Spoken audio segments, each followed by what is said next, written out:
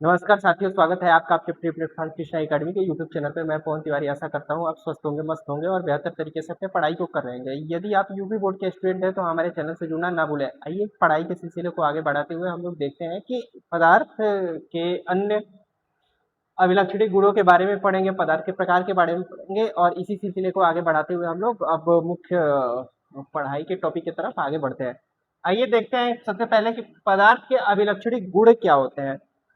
इसको जानने से पहले हम लोग पुनः एक बार पदार्थ के बारे में जानेंगे। तो हम लोग पढ़े थे पिछले क्लास में कि पदार्थ हमारे आसपास की सभी वस्तुएं जिनमें भार हो, जो स्थान गिरता हो, जो अपने अवस्था परिवर्तन का विरोध करता हो तथा जिन्हें हम अपने ज्ञानेंद्रियों द्वारा अनुभव कर सकते हैं, पदार्थ कहलाते हैं। पुनः दूसरे भाषा में कह सकते हैं कि वे सभी वस्तुएं जिनमें भार हो, जो स्थान घेरता हो तथा जिन्हें हम अपने ज्ञानेंद्रियों द्वारा अनुभव कर सकते हैं, पदार्थ कहलाते हैं। तो ये हम लोग पढ़ चुके थे कि क्या उसका डिफिनीशन था पदार्थ का।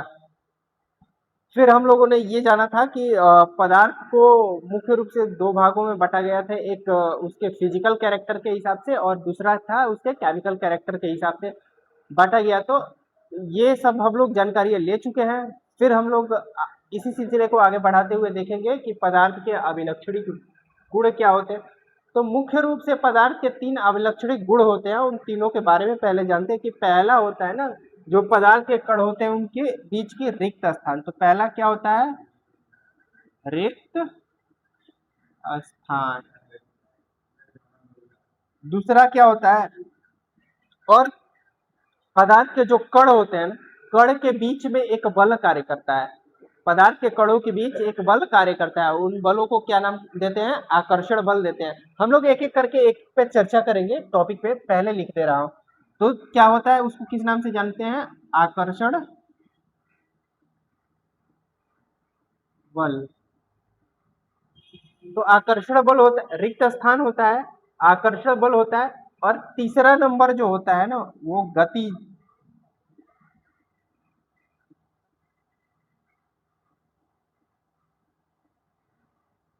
तीसरा होता है गतिशीलता। गतिशीलता मतलब उनके अंदर मूवमेंट्स होते हैं, गतियां होती है, यानी स्थान पे क्या होते हैं, मूवमेंट करते रहते हैं। तो हम लोग क्या करेंगे ना, अब एक एक करके एक एक टॉपिक के बारे में अच्छे से अध्ययन करेंगे, जानकारियां लेंगे। पहले देखेंगे कि रिक्त स्थान क्या होता है, यानी कणों के बीच का रिक्त स्थान। कणों के बीच के रिक्त स्थान क्या होते हैं? देखिए, सबसे पहले एक फिगर के माध्यम से हम लोग देखते हैं। सपोज कीजिए ये कोई पदार्थ है। पदार्थ के अंदर जो कण होते हैं ना, वो स्थिर होते हैं। ये पदार्थ के अंदर उसके कण विद्यमान है और ये जो कण विद्यमान है ना, इनके बीच जो ये गैप दिख रहा है ना, ये खाली स्थान जो दिख रहा है ना, ये खाली स्थान क्या कहलाते हैं? रिक्त स्थान के नाम से जाने जाते हैं। रिक्त स्थान के नाम से यही जाने जाते हैं। तो पदार्थ के जो कण है उनके बीच में जो खाली स्थान पाए जाते हैं ना, उनको किस नाम से जानते हैं? रिक्त स्थान के नाम से जानते हैं। जो क्या है, पदार्थ के एक अभिलक्षणी गुण के तौर पे जाने जाते हैं। क्या जाने जाते हैं? कि जो पदार्थ के कणों के बीच खाली जगह पाए जाते हैं, उनको रिक्त स्थान के नाम से जाने जाते हैं। ये रिक्त स्थान क्या होते हैं? पदार्थ के अभिलक्षणी गुण के अंतर्गत आते हैं। दूसरा देखेंगे आकर्षण बल। अब देखिए साथियों, ये जो कण है ना, ये सपोज कीजिए जो कण है ये एक दूसरे के ऊपर बल आरोपित करते हैं। प्रत्येक कण एक दूसरे कण के ऊपर एक बल कार्य करे और वो बल लगाते हैं, क्या करते हैं? एक दूसरे को अपनी तरफ खींचने की कोशिश करते हैं। और ये जो जिस बल के द्वारा एक दूसरे को अपनी तरफ खींचने की कोशिश करते हैं ना, ये बल आकर्षण बल के नाम से जाना जाता है। तो आकर्षण बल क्या होते हैं? तो प्रत्येक पदार्थ के कण एक दूसरे पे एक बल आरोपित करते हैं और वो बल आकर्षण बल के नाम से जाना जाता है। तो हम कह सकते हैं कि पदार्थ के कण एक दूसरे पे एक बल आरोपित करते हैं, जिन्हें आकर्षण बल कहा जाता है। ये किसके अंतर्गत आता है? ये पदार्थ के अभिलक्षणी गुण के अंतर्गत आता है। फिर अगला देखेंगे गतिशीलता। गतिशीलता क्या होते हैं? अब जितने भी पदार्थ होते हैं ना, पदार्थ के कणों के बीच ना जो भी कण है ना, तो वो गति करना चाहते हैं, मतलब अपने एक स्थान से दूसरे स्थान तक गतिशीलता चाहते हैं। और गतिशीलता चाहते हैं तो मतलब समय के साथ साथ अपनी स्थिति में परिवर्तन करना चाहते हैं। और ऐसा करना चाहते हैं उसको क्या किस नाम से जाना जाता है? वो कण की गतिशीलता कहलाती है। मतलब ये कण अपने चारों तरफ गति करना चाहता है, ये भी कण अपने चारों तरफ गति करना चाहता है। और हम जानते हैं कि एक दूसरे पे बल भी आरोपित करते हैं। तो ये तीनों क्या थे?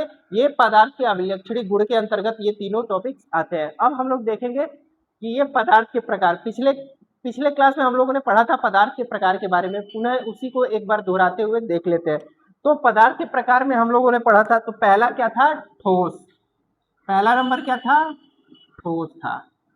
दूसरा नंबर क्या था? दूसरा द्रव था। तीसरा क्या था? तीसरा हमारे पास गैस था। और चौथा क्या था? प्लाज्मा। और पांचवा था बोस आइंस्टाइन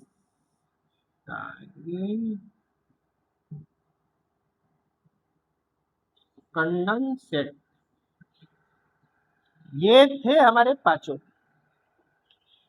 ठोस, सॉलिड, द्रव, लिक्विड, गैस, प्लाज्मा और बोस आइंस्टीन कंडेंसेट। ठीक है, तो इसके बारे में पिछले क्लासों में हम लोगों ने एक नॉर्मल जानकारी ली थी, मतलब इनके प्रकार के नाम के बारे में हम लोग जानकारी लिए थे। हम लोगों को क्या करना है ना, पढ़ना है, आज विस्तृत इनके बारे में जानकारियां लेनी है, बशर्ते प्लाज्मा और बोस आइंस्टीन कंडेंसेट के बारे में अगले लेक्चर में अच्छे तरीके से जानकारियां हम लोग बटोरेंगे और जानेंगे एक्चुअल इनका निर्माण कैसे हुआ, क्योंकि सबसे पहले जो है ना साइंटिस्टों द्वारा इन्हीं के अध्ययन किए गए थे। तो इनके अध्ययन किए गए थे, तो मुख्य रूप से पदार्थ के प्रकार में यही तीनों प्रचलित है, जो आज भी आपके किताब के अकॉर्डिंग विस्तृत अगर जानकारियां लेने हैं ना, तो हम लोगों को पढ़ने ठोस, द्रव और गैस के बारे में ही है। बस इनके नाम के बारे में हमको जानकारियां दी है, तो पढ़ने तो विस्तृत है ठोस, द्रव, गैस के बारे में, लेकिन हम लोग बाद में एक लेक्चर के माध्यम से प्लाज्मा और बोस आइंस्टीन कंडेंसेट के बारे में भी जानकारी लेंगे, और इनके बारे में तो आज विस्तृत जानकारी लेंगे। तो चलिए एक एक करके हम लोग एक एक को पढ़ना स्टार्ट करते हैं और देखेंगे सबसे पहले किसके बारे में देखेंगे। तो सबसे पहले देखेंगे हम लोग ठोस के बारे में, फिर उसके बाद से देखेंगे द्रव के बारे में, फिर उसके बाद से गैस के बारे में, और अगले लेक्चर में प्लाज्मा और बोस आइंस्टीन कंडेंसेट के बारे में देखेंगे। ठीक है, तो इससे पहले इसको इरेज करता हूँ, इरेज करने के बाद से फिर से एक एक टॉपिक के बारे में हम लोग पढ़ेंगे। तो देखिए एक एक के बारे में हम लोग विस्तृत जानकारी लेंगे। सबसे पहले देखते हैं ठोस के गुणधर्म।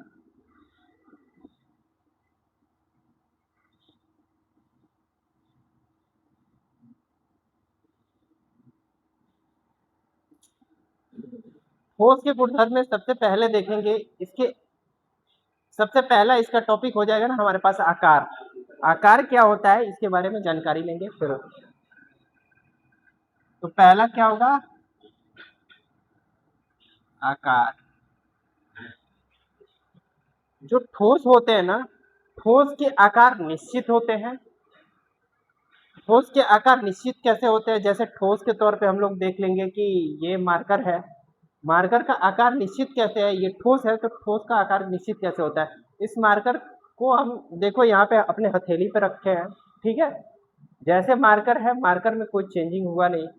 इसको ले जा करके फिर किसी अन्य जगह पे रख रहे हैं या किसी बेंच पे रख रहे हैं, तो क्या चेंजिंग आ जा रहा है? मार्कर फैल जा रहा है चारों तरफ, चेंज कर ले रहा है अपने? ऐसा संभव नहीं है, नहीं है। तो इसके क्या होते हैं? आकार निश्चित होते हैं। तो हम लोग क्या देखेंगे, जो ठोस है, इस ठोस के जो आकार होते हैं ना, वो फिक्स्ड निश्चित होते हैं। आगे हम बताएंगे कुछ उदाहरण के तौर पे जो आपको देखने में अपवाद टाइप का लगेगा, परंतु उसके बारे में हम लोग देखेंगे। तब तक इसको जान लेते हैं। अब ये जो ठोस है ना, ठोस के आकार क्या होते हैं? निश्चित होते हैं। अगला देखेंगे हम लोग, अब आकार के बाद से देखेंगे ना ठोस के आयतन के बारे में। किसके बारे में देखेंगे? आयतन। उदाहरण के तौर पे इसको तो आकार के बारे में मैंने बताया मार्कर के माध्यम से। आप देख सकते हैं कि जो आपका बुक है ना, बुक को आप अपने बेंच पे रखिए, बैग में रखिए, कहीं भी रखिए, वैसे ही रहेगा, चेंजिंग नहीं होगा। ये नहीं होगा कि वो फैल के बहुत बड़ा हो गया और फिर बेंच पे रखे तो किसी और संरचना में आ गया, और फिर किसी और जगह पे रखे तो किसी और संरचना में आ गया, ऐसा संभव नहीं है। तो क्या है, आकार उसका फिक्स्ड होता है, निश्चित होता है। आयतन देखेंगे, आयतन भी क्या होते हैं ना, निश्चित होते हैं। अब आयतन को कैसे जानेंगे?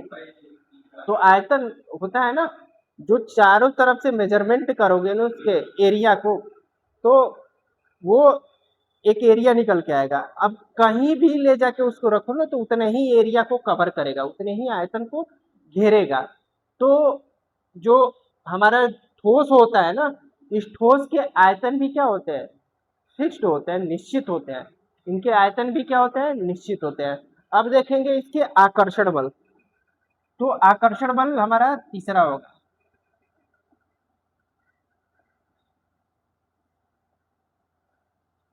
अब देखिए ठोस के जो अणु है ना या कण है ना, ठोस के जो कण है ये बिल्कुल पास पास है, और पास पास होने की वजह से इससे स्पष्ट होता है ना कि इनके बीच में बल बहुत अधिक कार्य करेंगे, क्योंकि जिनके अंदर जितने अधिक बल कार्य करेंगे ना उनके कण उतने ही बिल्कुल पास पास होंगे, और पास पास होने की वजह से इनके बीच आकर्षण बल अधिक कार्य करता है। तो ठोस के कणों के बीच आकर्षण बल सबसे अधिक कार्य करता है। अगर ठोस, द्रव, गैस तीनों से तुलना कराए ना तो हम देखेंगे कि जो ठोस के कण के बीच आकर्षण बल है ना वो सबसे अधिक कार्य करता है। अब हम लोग देखेंगे घनत्व। घनत्व के बारे में हम बता चुके थे, फिर एक बार यहाँ पे पुनः देख लेंगे। तो घनत्व के बारे में देखेंगे तो बताइए आप लोग, क्या ठोस के अंदर घनत्व अधिक होते हैं कि द्रव के कि गैस के? इन तीनों में सबसे अधिक घनत्व किसके पास होते हैं? तो पिछले क्लास में हम लोग पढ़े थे, सबसे आसान भाषा में हमने बताया था घनत्व के बारे में। हमने बताया था कि जब भी हम लोग खेत में जाते हैं, फसल को देखते हैं या पौधों को देखते हैं, तो यदि वो बिल्कुल पास पास लगे होते हैं, फसल बिल्कुल पास पास लगा हो खेत में या पौधे बिल्कुल पास पास लगे होते हैं, तो कहते हैं कि बहुत घना है। और घना है, इससे ये साबित होता है कि घना से हम लोग घनत्व के तरफ जाएंगे, यानी ये फसल बहुत घना है तो घनत्व बहुत अधिक है। और अगर फसल दूर दूर है तो कहते हैं फसल बहुत दूर दूर है, यानी ये फसल घना नहीं है, यानी उनमें घनत्व की कमी है। यानी जितने पास पास होंगे तो घनत्व अधिक होगा, दूर दूर होंगे तो घनत्व कम होगा। तो सबसे अधिक पास पास किसके अणु होते हैं? तो ठोस के जो कण होते हैं या ठोस के जो अणु होते हैं वो बिल्कुल पास पास स्थिर होते हैं। और यदि पास पास स्थिर होते हैं तो इससे साबित होता है कि इसके घनत्व भी अधिक होते हैं। तो ठोस के घनत्व क्या होते हैं? अधिक होते हैं। तो घनत्व के बारे में हम लोग जान लिए। हम लोग किसके बारे में जान लिए? आयतन के बारे में जान लिए, हम लोग आकार के बारे में जान लिए, आकर्षण बल के बारे में जान लिए। तो ये सारे ठोस के कुछ गुणधर्म थे जिनके बारे में हम लोगों ने जानकारियां ले ली। अब ठीक इसी प्रकार से अगले टॉपिक यानी द्रव के बारे में हम लोग जानकारियां लेंगे। ठीक है, तो द्रव के बारे में जानकारी लेने के लिए क्या लिखेंगे? अब यहाँ पे क्या हो जाए, द्रव के गुणधर्म। हमारा दूसरा टॉपिक क्या होगा? द्रव के गुणधर्म। अब द्रव के आकार के बारे में देखेंगे, आयतन के बारे में देखेंगे, उनके कणों के आकर्षण बल के बारे में देखेंगे, घनत्व के बारे में देखेंगे। ठीक है, तो देखिए द्रव का जो आकार होता है ना परिवर्तन करेगा। कैसे करेगा? एक बोतल लेते हैं और बोतल में पानी को भर लेते हैं, और जैसे उस पानी को ग्लास में कन्वर्ट करेंगे तो उसके शेप में कन्वर्ट हो जा रहा है ना, यानी वो ग्लास के जैसे अपना क्या कर ले रहा है, आकार कर ले रहा है। और फिर उसको यदि डालते हैं हम किसी बोतल में ना तो वो बोतल के जैसा अपना आकार बना लेता है। तो इससे यह स्पष्ट होता है ना कि जो द्रव है ना वो द्रव अपना आकार परिवर्तित करता रहता है। अब देखेंगे कि इसका आयतन क्या होता है। तो देखिए अगर 1 लीटर अगर जल को 1 लीटर पानी को यदि किसी बोतल में भरे तो उसको किसी ग्लास में कन्वर्ट करेंगे या किसी बर्तन में करेंगे तो वहां भी 1 लीटर ही होगा। क्या वहां पे आधे लीटर हो जाएंगे? ऐसा संभव नहीं है। यदि संभव नहीं है ऐसा तो इससे स्पष्ट होता है कि जो द्रव है उनके आयतन भी निश्चित होते हैं। ठोस के जैसे आयतन निश्चित होते थे वैसे द्रव के भी आयतन निश्चित होंगे, क्योंकि जहां भी 1 लीटर द्रव को कहीं भी लेके जाया जाए तो वो 1 लीटर ही रहेगा, उसमें कोई परिवर्तन देखने को नहीं मिलेंगे। फिर देखेंगे आकर्षण बल। तो जैसे ही द्रव के तरफ जाएंगे ना तो अब द्रव के कणों के बीच दूरियां थोड़ी अधिक होती है। किसकी तुलना में?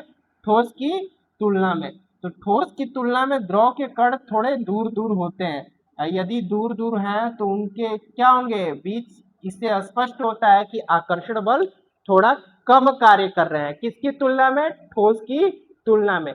तो इनके आकर्षण बल क्या होते हैं, ठोस की तुलना में कम कार्य करते हैं। अगला देखेंगे घनत्व, घनत्व के बारे में। तो हम अगर तुलना करें ठोस से, किसको, द्रव को, द्रव की तुलना करें ठोस से, तो देखेंगे कि इनके घनत्व ठोस की तुलना में कम होते हैं, क्योंकि इनके कणों के बीच की दूरियां थोड़ी अधिक है, किससे, ठोस से।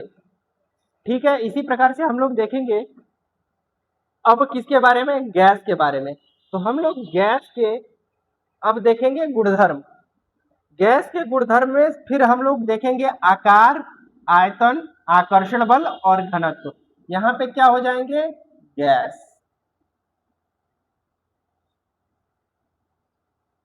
अब यदि गैस हो रहा है तो गैस के कण क्या होते हैं, द्रव की तुलना में अधिक दूरी पर स्थिर होते हैं। तो अब क्या हो जाएंगे, ये कण बिल्कुल दूर दूर स्थिर होंगे।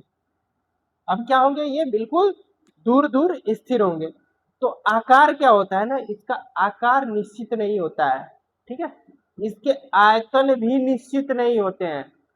और क्या होंगे, आकर्षण बल जो होंगे ना, तो देखिए बिल्कुल दूर दूर जब है ना, तो इससे स्पष्ट हो रहा है कि इनके बीच बल जो एक दूसरे पर लग रहा होगा, एक दूसरे की तरफ खींचने वाला, वो कम लग रहा होगा, इसीलिए तो दूरियां बढ़ गई है। जब बल एक दूसरे पे अट्रैक्शन फोर्स, प्रभाव, मतलब जो बल लगा के प्रभाव, अट्रैक्शन फोर्स लगा रहे हैं, एक दूसरे को अपने तरफ आकर्षित कर रहे हैं, खींच रहे हैं आकर्षण बल के माध्यम से, वो कम पड़ जा रहे हैं। और यदि कम पड़ जा रहे हैं तो दूरियां बढ़ जा रही है। जैसे उदाहरण के तौर पे मैं बता सकता हूँ, यहाँ पे अट्रैक्शन फोर्स के हिसाब से आप दो मित्र हो, ठीक है, एक आपके अंदर जितने ही अधिक अट्रैक्शन फोर्स होंगे, एक दूसरे पे प्रभाव डालेंगे क्लास में, उतने ही बिल्कुल बेंच पे पास पास बैठेंगे। यानी इससे स्पष्ट होता है कि एक दूसरे से प्रभावित होंगे, अब प्रभावित होंगे तो एक दूसरे की तरफ आकर्षित होंगे, आकर्षित होंगे तो दोनों दोस्त क्या होंगे, एक ही बेंच पे बिल्कुल पास पास बढ़ेंगे। जितने ही अट्रैक्शन खत्म होता जाएगा, मतलब एक दूसरे से प्रभाव दूर हटता जाएगा, उतनी ही दूरियां बढ़ती जाती है, मतलब एक दूसरे से दूर होकर बैठना स्टार्ट कर देते हैं। तो ये प्रभाव डालते हैं। ठीक इसी प्रकार से ये अणु एक दूसरे पर प्रभाव डाल के ही बल लगाते हैं।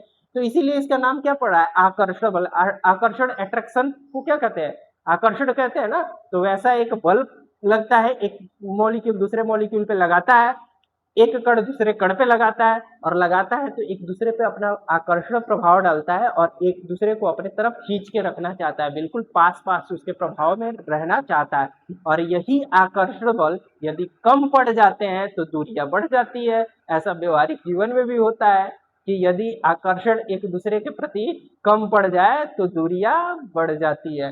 तो यहाँ पे जो गैस के कण है ना, इन पे अट्रैक्शन फोर्स मतलब आकर्षण बल कम, ये एक दूसरे को अपने तरफ आकर्षित नहीं कर पा रहे हैं, अट्रैक्शन फोर्स नहीं लगा पा रहे हैं, और नहीं लगाने की वजह से इनके बीच की दूरियां क्या हुई है, बढ़ गई हैं। और बढ़ने की वजह से क्या है, इन अब देखिए दूरियां बढ़ने की वजह से इनके बीच का रिक्त स्थान अधिक हो गया है। क्या होंगे, आकर्षण बल कम कार्य करेंगे। अब घनत्व की बात करेंगे तो बिल्कुल दूर दूर होंगे ना, और दूर दूर होंगे तो कंपलसरी है कि इनका घनत्व कम होगा। किसकी तुलना में, ठोस और द्रव की तुलना में सबसे कम घनत्व किसका होता है, तो गैस का होता है। ये हमारे टॉपिक थे क्या, ठोस, द्रव और गैस के गुणधर्म।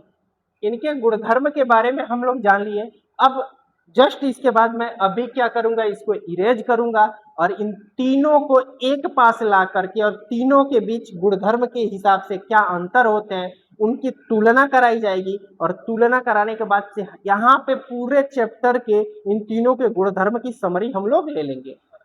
अब हम लोग पूरे समरी को देखेंगे। मतलब हम लोगों ने पढ़ा था ठोस, द्रव और गैस के अभिलक्षण गुण के बारे में हम लोगों ने पढ़ा था। फिर उसके जो गुणों की तुलना की गई थी उसके बारे में। अब हम लोग देखेंगे ठोस, द्रव तथा गैस की अवस्थाओं की तुलना। अब पूरी अवस्थाओं को एक जगह पे हम लोग कवर करके देखेंगे। यानी इस टॉपिक को यदि समझ गए ना, बस यहाँ पे हम लोग समझ गए ना, तो पूरे ठोस, द्रव और गैस को समझ गए। तो इसीलिए बच्चों इसको समझना सबसे जरूरी है। यदि इसको समझ जा रहे हैं ना, तो हम लोग समझिए अभी तक जितने कवर किए हैं ना, उन सबको यहीं पे एक पास समझ जाएंगे। तो सबसे पहले देखते हैं आकार क्या होता है। गुण देखेंगे, किसके लेंगे, ठोस के। तो ठोस के आकार क्या होते हैं, अभी हम लोगों ने पढ़ा था कि ठोस के आकार क्या होते हैं, निश्चित होते हैं। द्रव के क्या होते हैं, द्रव के आकार निश्चित नहीं होते हैं, क्योंकि वो बदल जाते हैं। जिस बर्तन में उसको रखेंगे वैसे आकार ले लेंगे, वो जगह के साथ साथ अपनी स्थिति में परिवर्तन मतलब आकार में परिवर्तन लाते हैं। आकार देखेंगे गैस का, ये भी परिवर्तित करता रहता है, यानी इससे स्पष्ट होता है कि गैस के भी बदल जाते हैं और द्रव के भी बदल जाते हैं, परंतु ठोस के नहीं बदलते हैं। फिर हम लोग देखेंगे आयतन के बारे में। तो ठोस के आयतन निश्चित होते हैं। हम लोगों ने बताया था, हम लोग पढ़े कि इस मार्कर को कहीं भी उठा के रखे तो कोई परिवर्तन नहीं हो रहा है इसके आयतन में। फिर हमने बुक का एग्जांपल दिया था कि बुक के पूरे आयतन को कैलकुलेट कर लिया जाए, कहीं भी ले जाके रखा जाए तो उसमें कोई परिवर्तन नहीं होगा। ठीक हमने वैसे ही उदाहरण लिया था द्रव के बारे में। द्रव के बारे में हमने कहा था कि 1 लीटर पानी को एक बोतल में भर दीजिए और फिर उसको किसी ग्लास में, किसी बर्तन में कहीं भी रखिए 1 लीटर को। 1 लीटर टोटल पानी को कहीं भी रखिएगा तो 1 लीटर ही मेजर करने पे आएगा। तो इससे स्पष्ट होता है कि द्रव का भी क्या होता है, आयतन निश्चित होता है, परंतु गैस का निश्चित नहीं होता है। ये हम लोग आयतन के बारे में पढ़ लिए थे। घनत्व पढ़ेंगे तो हमने बताया था बच्चों की घनत्व क्या होते हैं, उनके मॉलिक्यूलर स्ट्रक्चर के आधार पे मतलब देख सकते हैं कि इनके कण की स्थिति या आणविक संरचना के आधार पे, स्थिति के आधार पे हम लोग स्पष्ट कर सकते हैं कि ठोस के घनत्व अधिक है। क्यों अधिक है? क्योंकि ठोस के घनत्व इसलिए अधिक होते हैं कि इनके कणों की स्थिति मतलब जो बीच की गैप है वो बहुत कम है और कणों की संख्या सबसे अधिक है, एकदम बिल्कुल पास पास दिख रहे हैं। इससे स्पष्ट होता है कि ठोस के घनत्व अधिक होते हैं। ठीक उसी प्रकार द्रव में देखेंगे घनत्व के बारे में, तो हम लोग देखेंगे कि द्रव के घनत्व ठोस की तुलना में, अब तुलना कराते हुए चलेंगे, ठोस की तुलना में द्रव का घनत्व क्या होता है, कम होता है। क्यों कम होता है? क्योंकि इसके बिल्कुल पास पास है, जबकि इसको देखने पे ऐसा स्पष्ट होता है कि इनके बीच की दूरी थोड़ी सी अधिक है। और दूरी यदि अधिक है तो इससे स्पष्ट होता है कि इनके बीच के घनत्व भी कम है, क्योंकि बीच में गैप है। और गैप है तो ये कह सकते हैं कि ठोस की तुलना में द्रव का घनत्व कम होता है। अब आते हैं गैस में। गैस में देखेंगे तो देखने से यह स्पष्ट होता है कि इसके जो कण हैं वो बिल्कुल दूर दूर है। किसके? ठोस और द्रव की तुलना में गैस के कण बिल्कुल दूर दूर है, यानी इनके बीच के जो गैप है वो अधिक दिख रहा है। और इससे स्पष्ट हो रहा है कि ठोस और द्रव की तुलना में गैस के जो घनत्व होते हैं वो सबसे कम होते हैं। फिर अगला देखेंगे अब रिक्त स्थान के बारे में। रिक्त स्थान मतलब बीच के खाली स्थान। सबसे पहले ही जब टॉपिक स्टार्ट कर रहे थे तो हम रिक्त स्थान के बारे में बताए थे। तो अब देखेंगे, क्योंकि ये अभिलक्षणी गुण के अंतर्गत भी आता है, अब देखेंगे रिक्त स्थान के बारे में। तो हम देखेंगे ठोस के जो कण है इनके बीच में गैप बहुत कम दिख रहा है, दिख रहा है ना? तो बीच में गैप कम दिख रहा है तो इससे स्पष्ट हो रहा है कि इनके बीच में गैप कम है तो रिक्त स्थान कम है। रिक्त स्थान कम है तो ठोस के अणुओं के बीच रिक्त स्थान क्या होते हैं, सबसे कम होते हैं। द्रव में जाएंगे, द्रव में जाएंगे तो देखेंगे कि द्रव ठोस की तुलना में इनके बीच स्थान अधिक है, तो कह सकते हैं कि ठोस की तुलना में द्रव के कणों के बीच रिक्त स्थान अधिक होते हैं। अब जाएंगे गैस में। गैस में और अधिक दिख रहे हैं खाली जगह, तो कह सकते हैं ठोस और द्रव की तुलना में गैस में रिक्त स्थान सबसे अधिक पाए जाते हैं। तो हमारा रिक्त स्थान हो गया। अब देखेंगे गतिज ऊर्जा।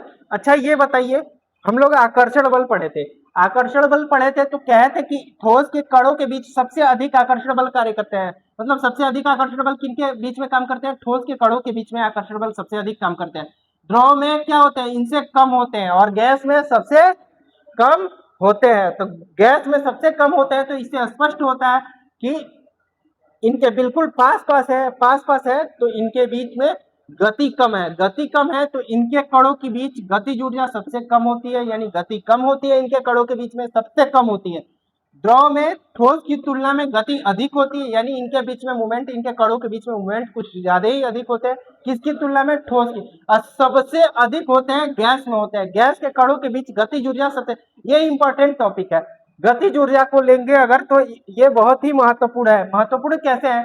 क्योंकि देखेंगे कि जो गैस है, गैस के कण बहुत तेजी से, गतिज ऊर्जा अधिक है तो बहुत तेजी से चारों तरफ प्रसार करते हैं, मतलब फैल जाते हैं। जैसे उदाहरण के तौर पे हम लोग ले सकते हैं कि गुब्बारे में जब गैस लीकेज होता है तो बहुत तेजी से उसमें से निकल जाता है बाहर और चारों तरफ वातावरण में फैल जाता है। ऐसे ही एक और उदाहरण ले सकते हैं क्वेश्चन के तौर पे या समझने के तौर पे ले सकते हैं कि जो परफ्यूम होता है ना, ऐसा कोई पूछ सकता है कि जो परफ्यूम हम अपने शरीर में लगाते हैं ना, तो उसकी जो सुगंध होती है वो बहुत दूर तक जाके किसी अन्य व्यक्ति को कैसे महसूस होती है? तो हम कह सकते हैं ना कि गैस के कणों के बीच गतिज ऊर्जा अधिक होती है और किसी वजह से वो परफ्यूम जब लगाते हैं तो वो गैस के कणों के माध्यम से वो दूर तक चारों तरफ फैल जाते हैं। फैल जाते हैं इसीलिए जो दूर दूर व्यक्ति होते हैं उनको गैस के स्मेल मतलब उनके सुगंध आने लगते हैं। तो ये कैसे संभव है? क्योंकि इनके कणों के बीच गतिज ऊर्जा अधिक है। गतिज ऊर्जा अधिक होने के कारण क्या करते हैं?